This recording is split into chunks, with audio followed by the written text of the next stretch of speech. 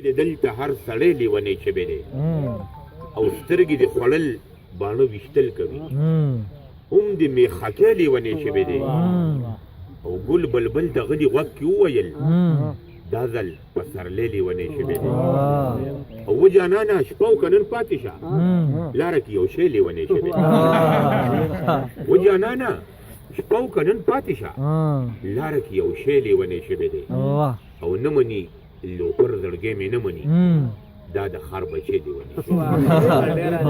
عزیز مانیروال څومره مزه وه پکې تا به کتل ما به کتل څومره مزه وه پکې او د لوی لارې هغه ګور توت ته به وختمه ما به سنډل تا به خوړل څومره مزه وه پکې هغه یو شپه چې ګړګړو به اسمان راچوو